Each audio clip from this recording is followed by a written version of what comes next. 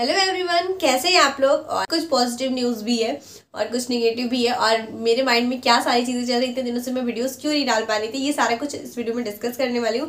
और आप लोगों के लिए ये वीडियो बहुत ज़्यादा यूजफुल होने वाली है, क्योंकि हम लोग बीपीएससी ट्री 3.0 को लेकर के और यूपी में सुपर डेट को लेकर के भी डिस्कस करने वाले हैं। सबसे पहले हम आपको बता दें कि अभी आप लोगों ने न्यूज़ देखा होगा कि 27,000 स्कूलों को मर्ज किया जाए, कुछ ऐसा आया था। और उसके बाद फिर ये कहा गया कि ऐसा कुछ नहीं है, हमारी तरफ से ऐसा नहीं कहा गया है। शिक्षा विभाग ने ट्वीट किया था कि ये कोई अफवाह फैला रहा है, ऐसा कुछ भी नहीं है। तो ये सारी चीज़ें आप लोगों ने देख लिया। और इसके बाद एक चीज़ तो क्लियर है कि सरकार की जो मंशा है वो अभी वैकेंसी देने की कुछ ऐसी लग नहीं रही है। और इन्होंने ये कहा कि स्कूल को मर्ज कर दिया जाए। एक्चुअली बात ये है कि जो प्राइमरी स्कूल होते हैं गांव में, वहाँ पर जब टीचर्स ही नहीं है तो बच्चे कहाँ पढ़ने आएंगे। और बहुत सारे गांव ऐसे भी होते हैं आजकल जहाँ पर छोटे छोटे स्कूल भी खुल रहे हैं प्राइवेट, ठीक है, इंटर कॉलेज है या कुछ भी ऐसा है। तो जब गवर्नमेंट स्कूल में टीचर्स नहीं रहेंगे तो वहाँ बच्चे आने की बजाय उन प्राइवेट स्कूलों में जाएंगे। और ये एक ऐसा मैंने देखा है अपने आसपास कि ऐसा हो रहा है। तो उस गवर्नमेंट स्कूल में टीचर के ना होने की वजह से वहाँ बच्चे नहीं आते और फिर एक बहाना दे दिया जाता है कि यहाँ बच्चे नहीं आ रहे तो इस स्कूल को ही बंद करो, ठीक है। ये सारी चीज़ें हो रही है। तो इनसे एक चीज़ तो क्लियर है कि अभी वैकेंसी यूपी में आना इतना आसान नहीं है।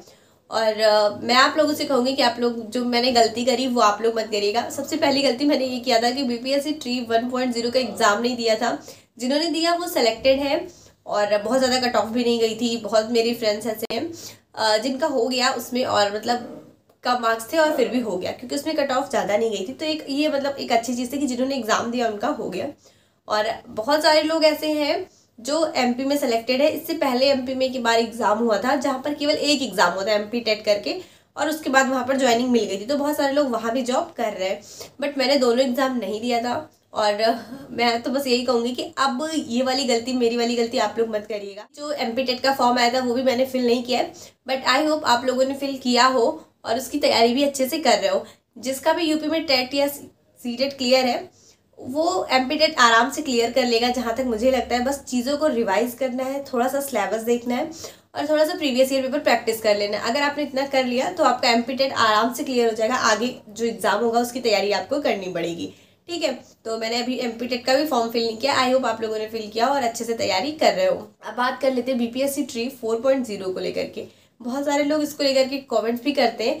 तो अगर अभी तक आपने सोचा नहीं था कि बिहार में जाके जॉब करना या कुछ ऐसा, तो जब तक वैकेंसी यूपी में नहीं आती है आपको ये एग्ज़ाम देना चाहिए। और देखिए, बैठने से टाइम वेस्ट होता है, बट अगर आप बिहार में जाके ज्वाइन हो जाओगे तो बहुत अच्छी चीज़ है ये। और जिन्होंने अभी तक स्टार्ट नहीं की प्रिपरेशन वो स्टार्ट कर दीजिए। क्या पता आपकी वैकेंसी देखने को मिले और वहाँ पर आप सेलेक्टेड हो जाओ, तो एक अच्छी चीज़ रहेगी आपके लिए, ठीक है। तो वहाँ से भी आप अपना जॉब भी करो, साथ में प्रिपरेशन भी अपनी कंटिन्यू कर सकते हो। और अब बात कर लेते हैं बीपीएससी ट्री 3.0 को लेकर के। तो यही है कि रिजल्ट इसका 1 to 5 का हो सकता है आ जाए। अब तक ये सारी चीज़ें थी ना कि छठ पूजा हो जाए उसके बाद रिजल्ट आएगा, छठ पूजा हो जाए फिर रिजल्ट आएगा। तो छठ पूजा तो हो चुकी है, तो रिजल्ट भी हो सकता है जल्द ही आ जाए। और आई थिंक एक हफ्ते में आ जाएगा बीपीएससी ट्री 1 to 5 का रिजल्ट, ठीक है। 3.0 1 to 5 का रिजल्ट। तो जैसा भी होगा आपको मैं बताऊंगी। अपने मार्क्स या जैसे भी दीदी के मार्क्स हैं, ये सारे कुछ मैं आपको इस चैनल के थ्रू बताऊंगी। और अभी मुझे जो आपसे कहना है वो ये है कि यूपी में सुपर डेट की चांसेस इस साल 24 तो देखिए ख़त्म ही हो गया, इंतज़ार में ही। और 2025 में भी अगर आता है तो स्टार्टिंग के 1-2 महीने में नहीं आ पाएगा। तो अभी आपके पास टाइम है, तब तक आप अदर एग्ज़ाम्स की तरफ रुख कर सकते हैं।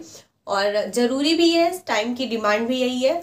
और अदर स्टेट की तरफ भी रुख कर सकते हैं, क्योंकि यूपी में वैकेंसीज का क्या हाल है ये सभी देख रहे हो अच्छे से। जूनियर एडेड की वैकेंसी आई थी उसको अभी तक क्लियर नहीं किया गया। और 69,000 की जो वैकेंसी उसको रिजर्वेशन को लेकर के जो सारी चीज़ें चल रही है वो जब तक क्लियर नहीं होगी, मुझे नहीं लगता कि जब तक वो क्लियर नहीं होगी तब तक नई वैकेंसी आएगी। और बीएड बीटीसी का जो केस था, बीएड वर्सेस बीटीसी, वो इतना लंबा चला और ये कितना लंबा चलेगा केस ये कोई नहीं जानता है। तो बहुत ज़्यादा टाइम लगता है जब भी कोई ऐसा केस आता है, तो क्योंकि बार बार नए नए पॉइंट्स उठते हैं उसमें। तो इसमें भी जहाँ तक टाइम लगेगा और ये सारी चीज़ें क्लियर होने के बाद ही यूपी में वैकेंसी आएगी। तो अभी 2025 में स्टार्टिंग के कुछ मंथ्स तो नहीं मिलेगी वैकेंसी देखने को। तो तब तक अगर आप लोग चाहें तो एमपी टेट की तैयारी कर सकते हो या बीपीएससी ट्री 4.0 की तैयारी कर सकते हो। और जो लोग का सीटेट दिसंबर है वो लोग खास फोकस अपने सीटेट पे रखिएगा, इस बार सीटेट क्लियर हो जाए। और क्योंकि देखिए बहुत सारे स्टेट ऐसे हैं जो अपनी यहाँ सीटेट को वैलिड नहीं कर रहे हैं, धीरे धीरे ऐसा हो रहा है।